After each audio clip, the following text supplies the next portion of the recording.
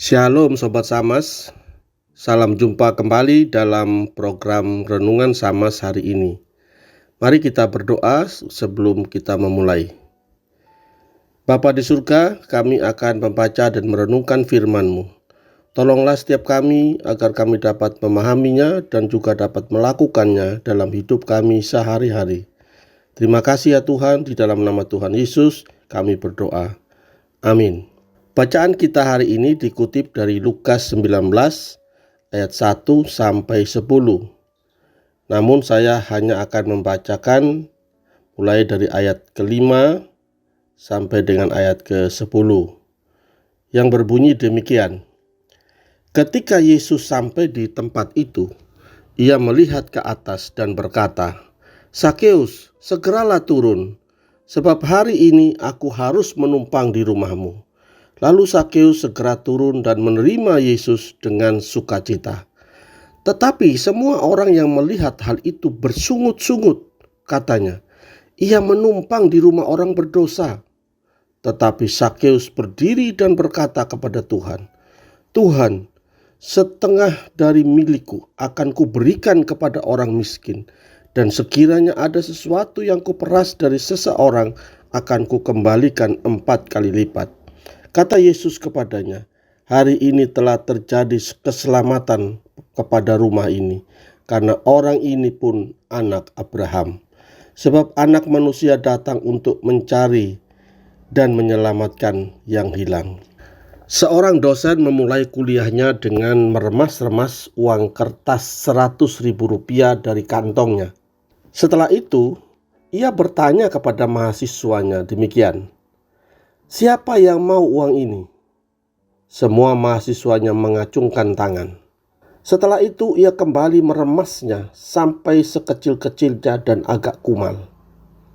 Lalu ia bertanya untuk kedua kalinya.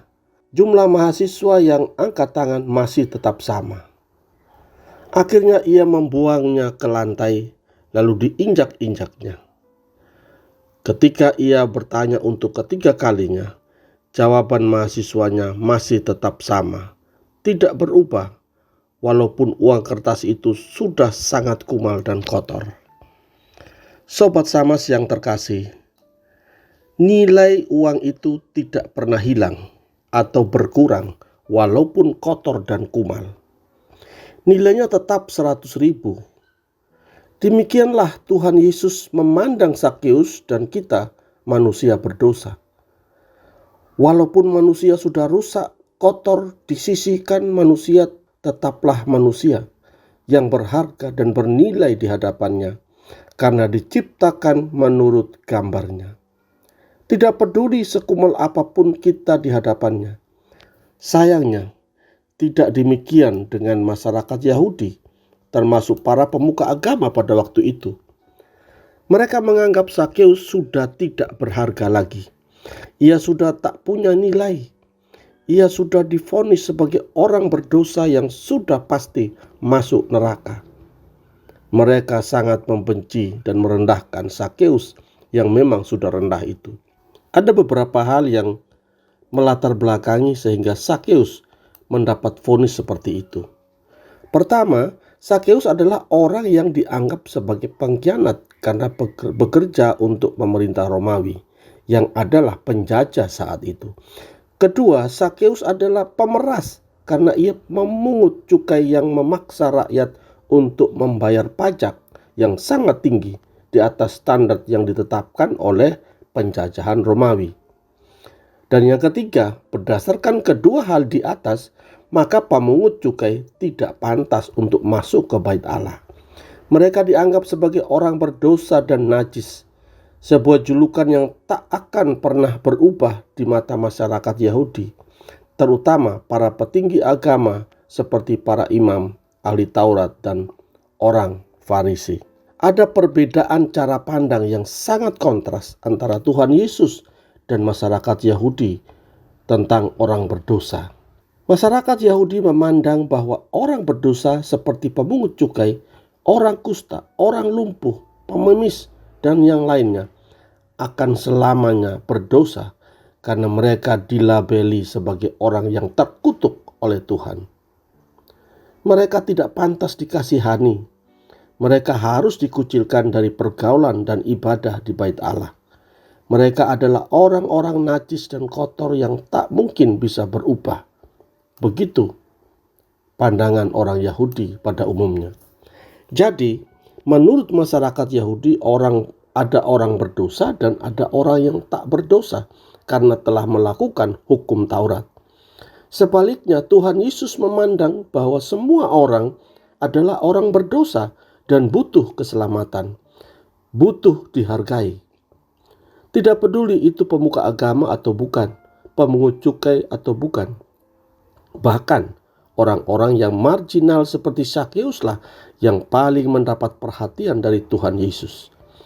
Itulah sebabnya Tuhan Yesus menyebut Zakheus tetap sebagai anak Abraham, anak yang berhak sebagai ahli waris kerajaan surga kelak. Bagaimana dengan cara pandang kita ketika melihat orang lain yang ada di sekitar kita dan membandingkannya dengan diri kita sendiri? Ada banyak Zakheus di sekitar kita yang membutuhkan cara pandang seperti Tuhan Yesus. Mereka butuh perhatian, penghargaan, dan kepedulian kita. Mereka butuh sapaan dan senyuman kita. Mereka butuh sentuhan kasih kita, baik secara langsung maupun tak langsung, sesuai dengan keberadaan dan kemampuan kita. Mungkin melalui kehadiran kita, mereka mengalami perubahan. Mereka merasakan kehadiran Tuhan.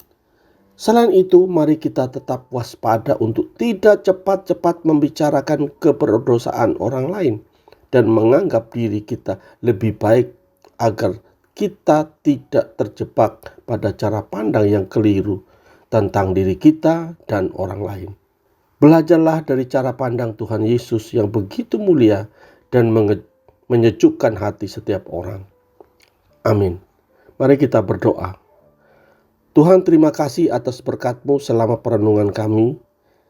Kami mohon Tuhan memberi kami hati yang sungguh-sungguh memandang orang lain sebagai sesama yang sama berharganya dengan kami, sehingga kami lebih menunjukkan kasih dan kepedulian kami.